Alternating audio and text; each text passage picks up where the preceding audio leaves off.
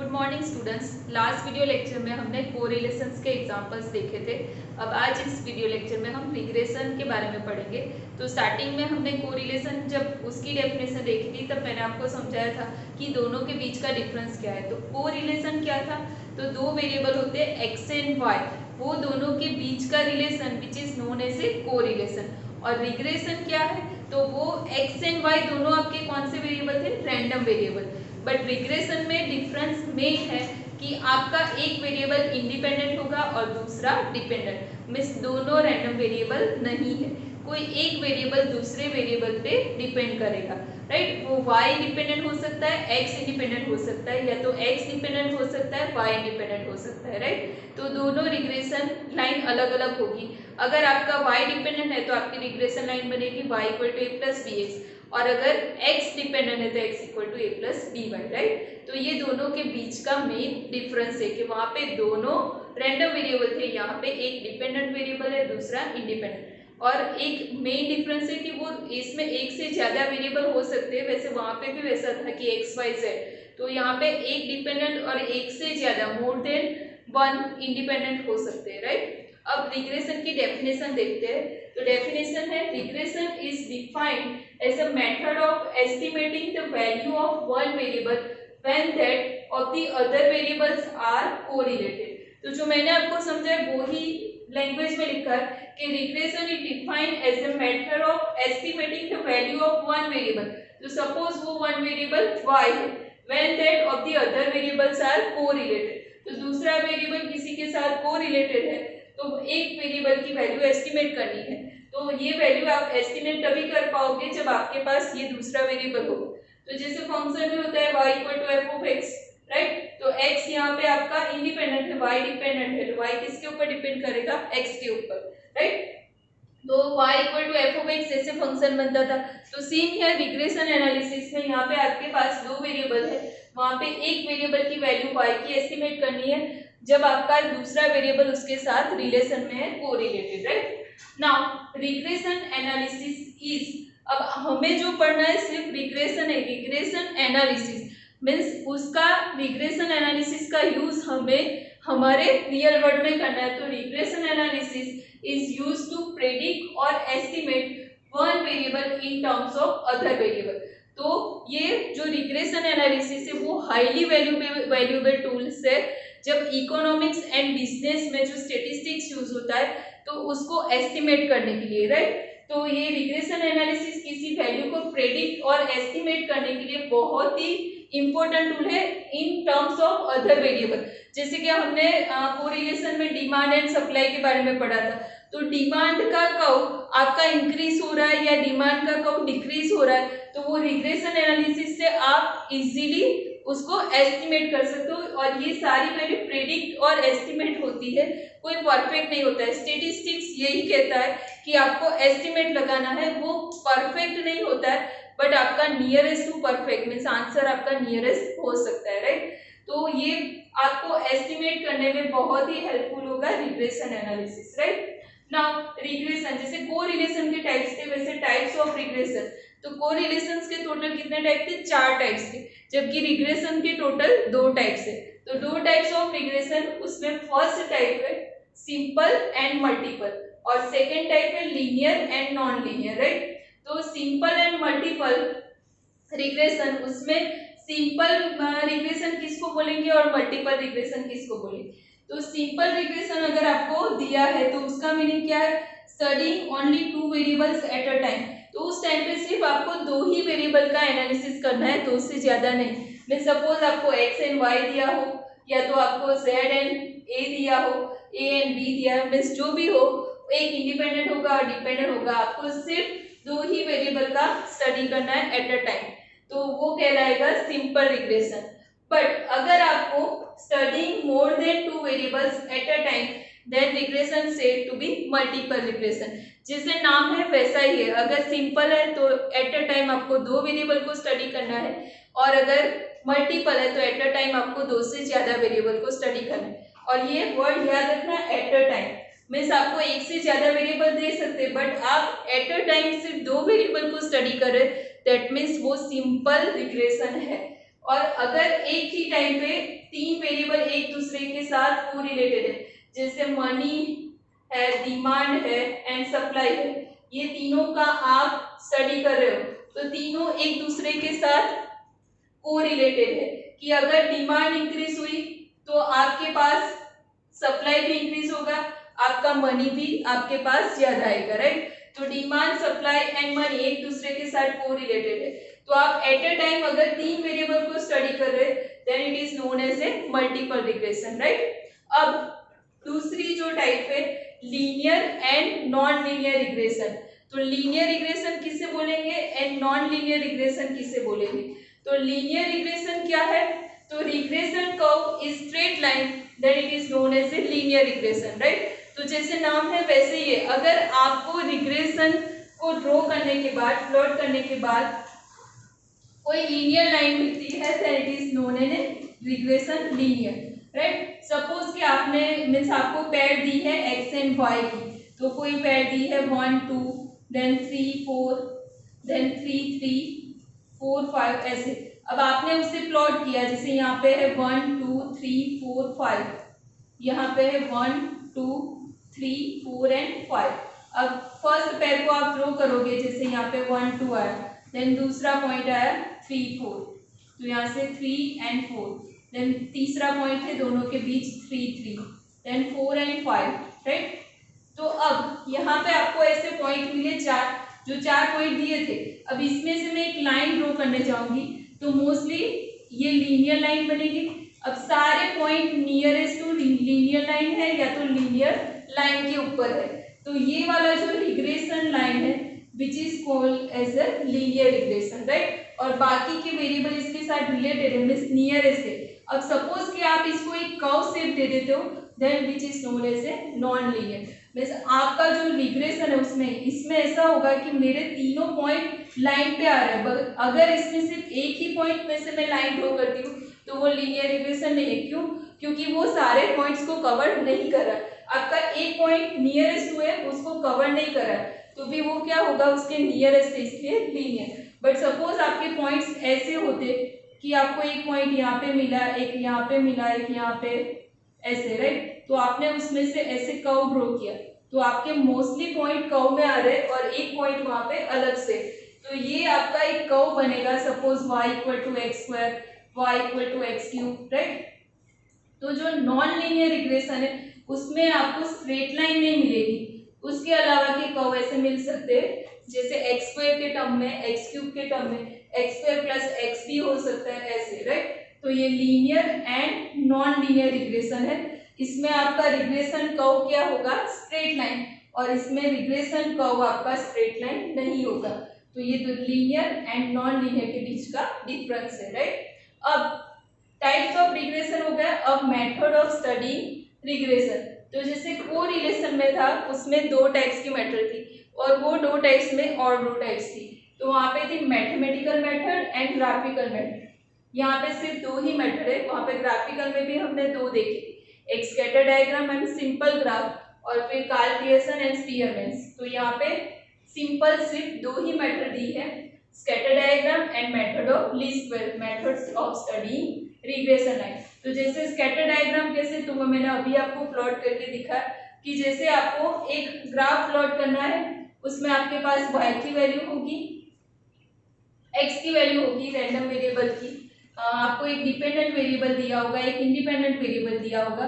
तो पॉइंट की पैर के हिसाब से आप ड्रॉ करोगे, उसमें से जो फिटेड लाइन होगी वो आपकी स्कैटर डायग्राम के हिसाब से मेथड ऑफ स्टडीइंग जो सेटिस्फाइड लाइन होगी कि सबसे ज्यादा पॉइंट्स को कवर करेगी, राइट। तो ये सबसे इजीएस्ट मेथड है स्कैटर डायग्राम।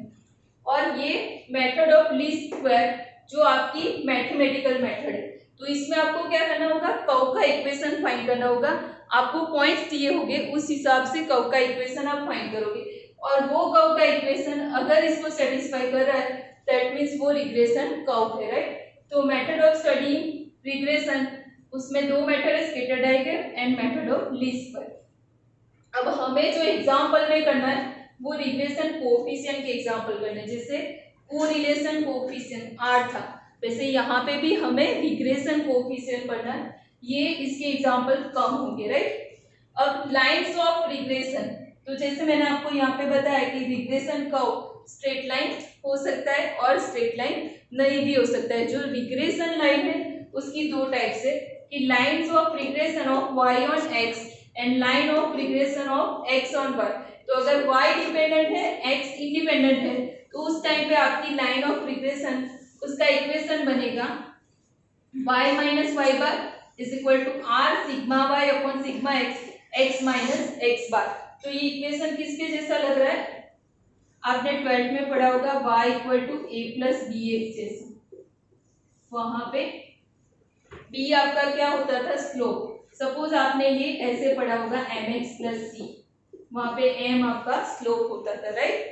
तो ये सेम इक्वेशन है, सिर्फ यहाँ पे आपका जो स्लोप है m, वो हमने ले लिया है r sigma y sigma x. तो आप इसको ऐसे भी याद रख सकते हो, ऐसे भी याद रख सकते हो, या ऐसे भी।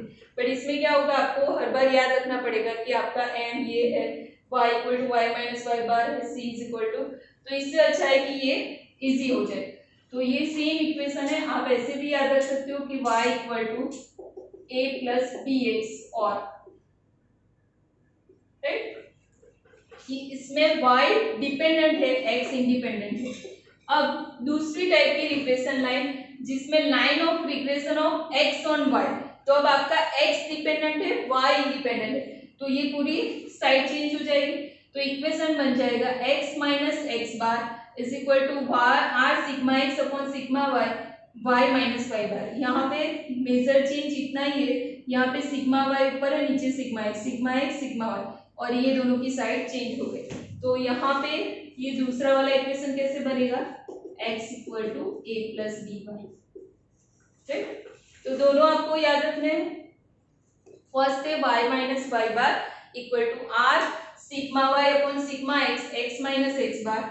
सेकेंड में जब x ऑन y है तो x minus x bar equal to r sigma x upon sigma y, y minus y bar. अब मैंने जैसे आपको बताया कि हमें एग्जाम्पल रिग्रेशन कोफिशिएंट फाइंड करने के करने हैं, तो वो रिग्रेशन कोफिशिएंट क्या है? तो the slope b of the line, जो मैंने यहाँ पे किया है ये वाला, मैंने आपको बताया कि स्लोप आपने 12th में ऐसे पढ़ा होगा कि y equal to m x plus c, और उस टाइम पे आपको m फाइंड करते थे, right? Minus y by x करते। तो the slope b of the line of regression, जो लाइन है उसका स्लोप b है, regression y on x is also called the coefficient of regression of y on x। तो जो आपका स्लोप है उसको हम किस नाम से पहचानेंगे? Regression coefficient of y on x, और उसका शॉर्ट फॉर्म दिया है बी वाई एक्स। अगर y ऑन x है तो ये जो b है, और short form for y on x is b y x.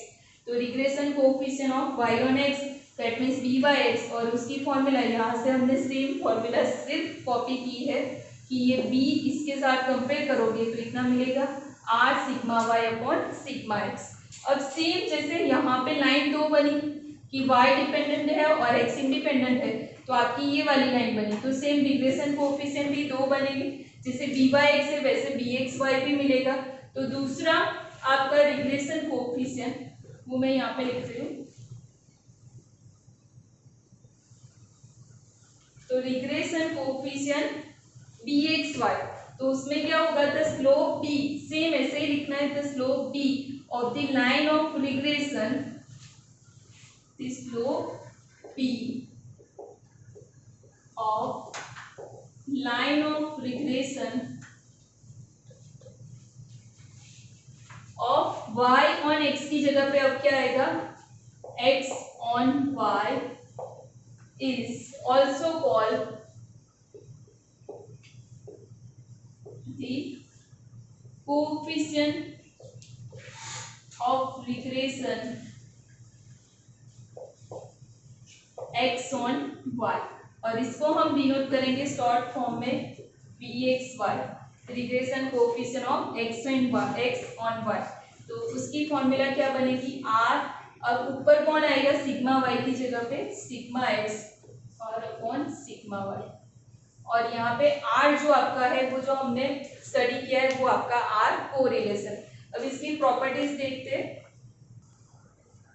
अब जैसे हमने कोरिलेशन में कार्ल पियर्सन में 3 फॉर्मूला देखी थी, formula 1, formula 2 and formula 3, right. तो सेम यहाँ पे भी वो फॉर्मूला से मीन्स जो हमने रिग्रेशन कोएफिशिएंट की फॉर्मूला देखी है, b y x equal to r sigma y upon sigma x, तो इसमें किसकी फॉर्मूला यूज हो रही है, आर की, राइट। तो आर जो है वो कोरिलेशन है। अब कोरिलेशन हमने वहां पे 3 फॉर्मूला से पढ़े थे, formula 1, formula 2 and formula 3 for Karl Pearson.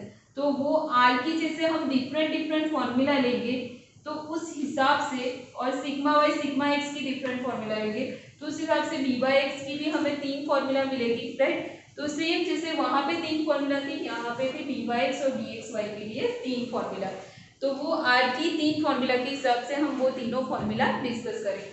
तो फर्स्ट फॉर्मूला है, क्योंकि ये हमें एग्जांपल में यूज करनी है, तो फर्स्ट जो आर की फॉर्मूला थी किसके फॉर्म में, एरिथमेटिक मीन के फॉर्म में। तो summation x minus x bar y minus y bar by square root of summation x minus x bar whole square into square root of summation y minus y bar whole square.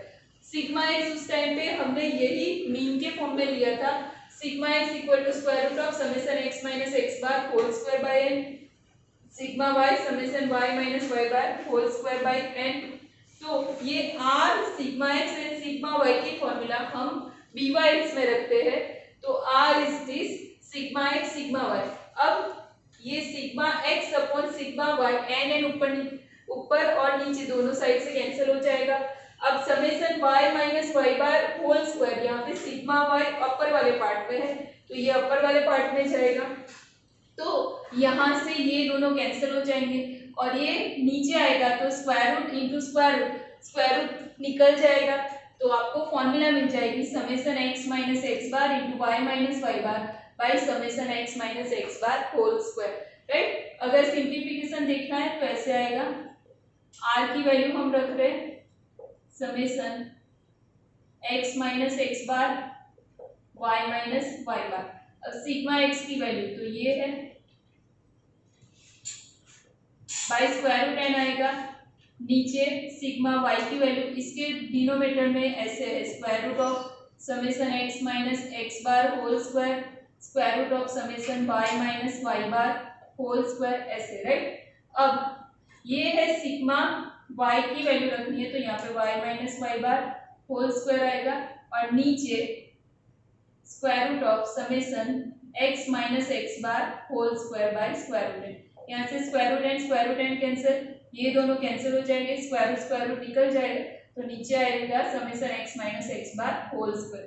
तो ऐसे आप simplification, बहुत simple है इसलिए मैंने ये direct लिखा है। अब जैसे पी वाई एक्स फाइंड किया, सेम पी एक्स वाई, तो पी एक्स वाई में अब जो सिग्मा एक्स है वो ऊपर है, मीन्स ये आपका ऊपर आ जाएगा, तो टर्म कौन सी कैंसिल हो जाएगी, ये वाली कैंसिल हो जाएगी, तो नीचे कौन सी टर्म बचेगी, y माइनस वाई बार 1। तो r sigma x upon sigma y summation x minus x bar y minus y bar by sum of y minus y bar whole square. और आप याद भी इजीली रख सकते हो, अगर नीचे सिग्मा x है तो नीचे किसका आएगा, x माइनस एक्स बार का होल स्क्वायर, अगर नीचे सिग्मा y है तो यहाँ पे sum of y minus y bar whole square, right. तो ये दोनों फॉर्मूला आपको एग्जांपल के लिए याद रखनी है, आप कोई भी एक याद रखोगे दूसरी आपको इजीली याद आ जाएगी।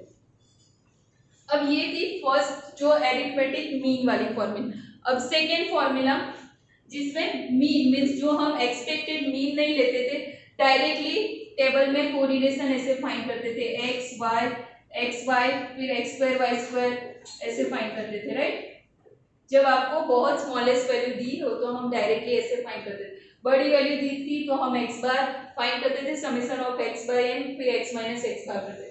तो जब ये वाले फॉर्मूला से हम r फाइंड करते थे उस टाइम पे बी वाई एक्स क्या मिलेगा, तो उस टाइम पे r की फॉर्मूला होती थी sum of x y minus summation x summation y by n by square root of summation x square minus summation x whole square by n into square root of summation y square minus summation y whole square by n.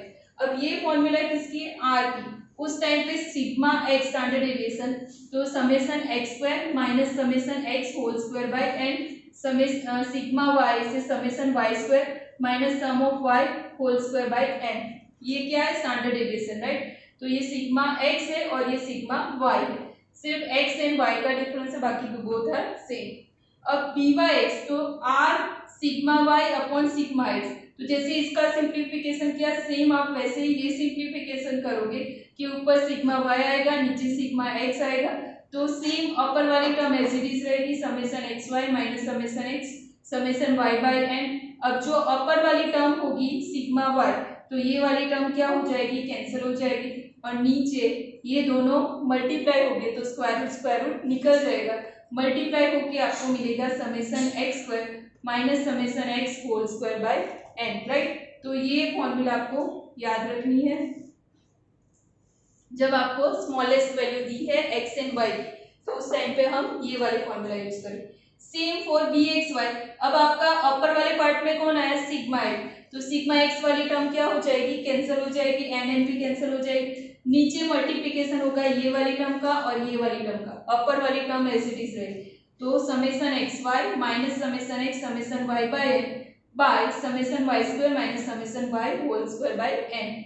अब ये दो formula है, उस time पे तीसरी formula भी हम लेते थे change of origin and change of scale वाली, कौन सी, dx dy वाली, तो वो सेम इसके जैसी होती थी, सिर्फ x की जगह पे dx और y की जगह पे dy।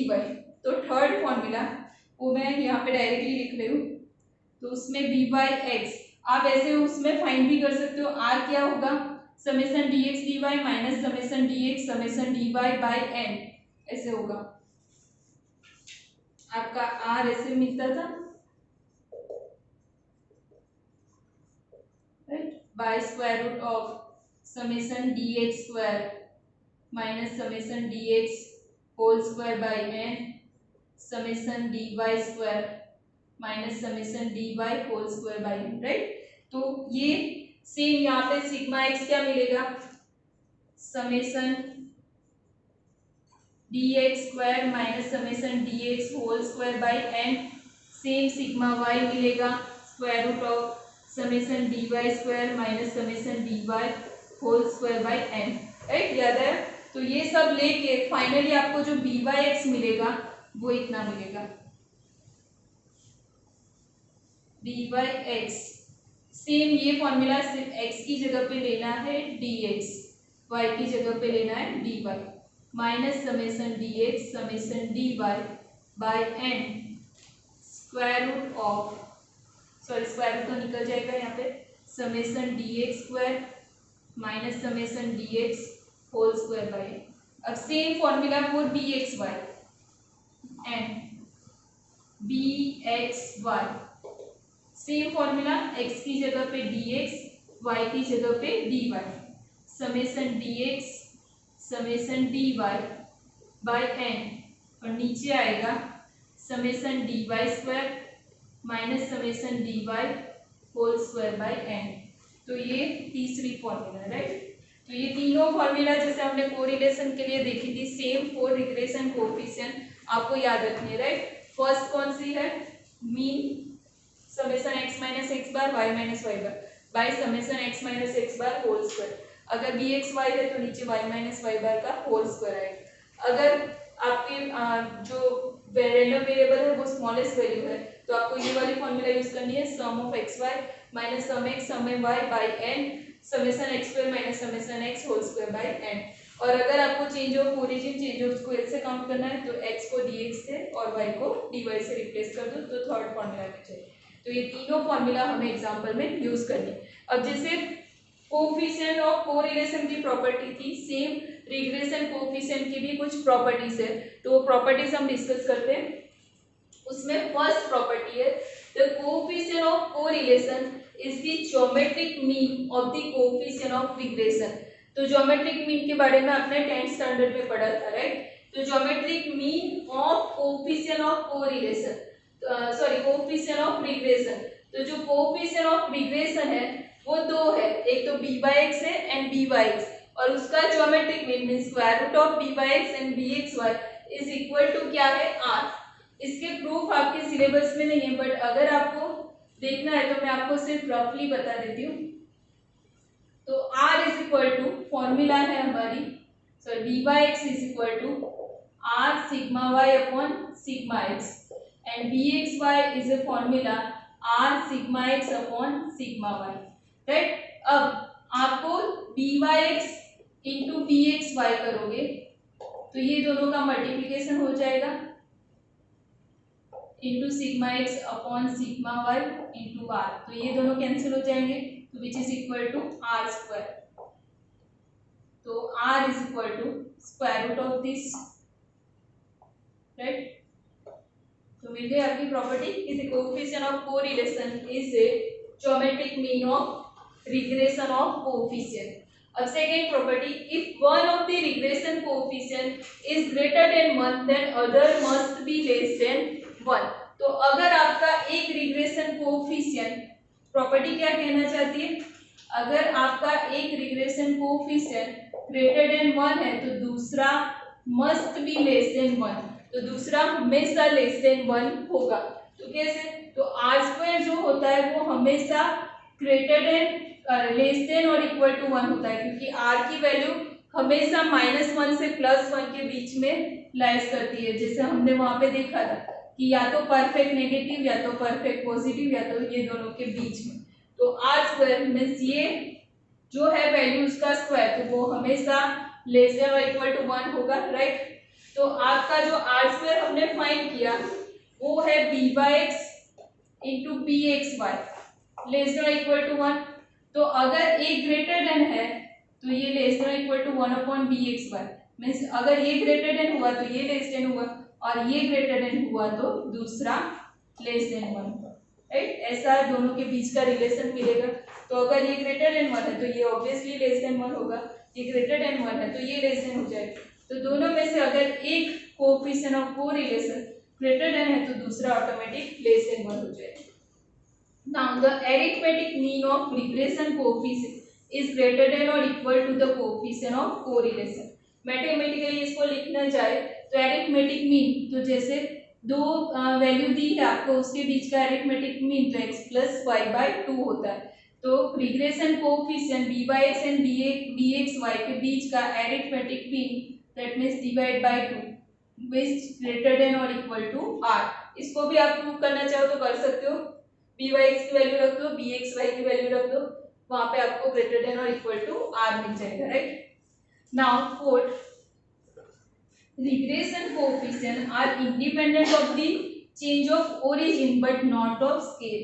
तो वहां पे हमने कोरिलेशन के बारे में पढ़ा था कि वो चेंज ऑफ स्केल भी होता है, चेंज ऑफ ओरिजिन मीन्स ये वाली जो फॉर्मूला थी उसमें हम ओरिजिन एंड स्केल दोनों को चेंज कर रहे थे, बट हमारे कोएफिशिएंट ऑफ कोरिलेशन में कोई चेंज नहीं आ रहा था, तो वो यहाँ पे प्रॉपर्टी अप्लाई नहीं हो रही, वो इंडिपेंडेंट ऑफ दी ओरिजिन है। ओरिजिन को आप चेंज कर रहे हो तो चलता है, बट स्केल को चेंज नहीं कर सकते।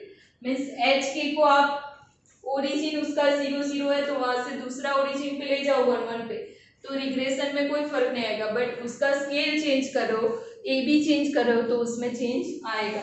तो यहाँ पे मैंने सिंपल एग्जांपल से एक प्रूफ दिया है, दूसरा नहीं दिया है। आपको ऐसे होगा कि क्यों नहीं हो रहा है इसलिए लिखा है, बाकी इसकी प्रूफ की जरूरत नहीं है। तो let d x equal to x minus a by h, जैसे वहां पे हमने लिया था dy is equal to y minus b by k, change of origin change of scale लिया, तो यहाँ से आपको h x की वैल्यू मिलेगी a plus h d x, y की वैल्यू मिलेगी b plus k d y. अब जो कोएफिशिएंट ऑफ कोरिलेशन है वो change of origin change of scale है, तो r dx dy को आप लिख सकते हो r x y sigma square dx, तो वो होगा 1 upon h square sigma square x, और सिग्मा स्क्वायर डी वाई होगा 1 upon k square sigma square y, right. उसकी फॉर्मूला के हिसाब से जो मैंने यहाँ पे लिखी। अब p dx dy is equal to r dx dy sigma x upon sigma dy, right, sigma dx होगा, राइट, ये सफिक्स में ऐसे है। अब r dx dy तो क्या है rxy, सिग्मा dx यहाँ से क्या होगा sigma x by x, same या सिग्मा dy होगा सिग्मा y बाय k, तो आपको वैल्यू क्या मिलेगी r x y k by h ऐसे मिलेगी, k by h sigma x sigma y, right. But ये जो वैल्यू है वो किसकी वैल्यू है डी एक्स वाई की, तो b d x d y is equal to k by h d x y, तो यहाँ पे ऐसा मिलना चाहिए था कि b d x d y equal to b x y मिलना चाहिए था, की बाई एच हमें एक्स्ट्रा में मिल गया।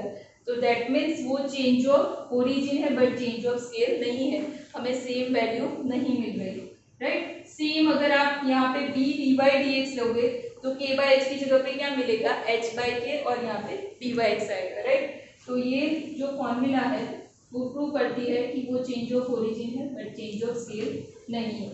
अब 4 प्रॉपर्टी के बाद 2 और प्रॉपर्टी बाकी है। तो फिफ्थ प्रॉपर्टी जो है प्रॉपर्टीज ऑफ रिग्रेशन कोएफिशिएंट। तो both regression coefficient have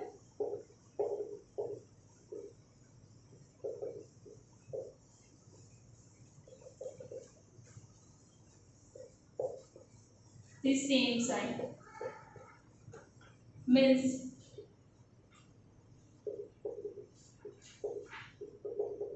both are positive or both are negative।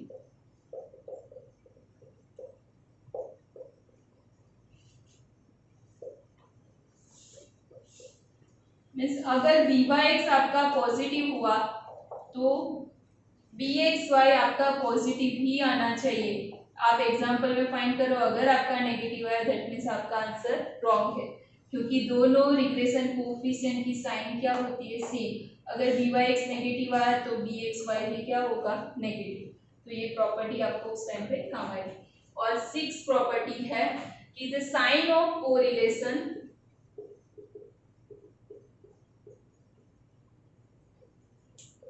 and regression coefficient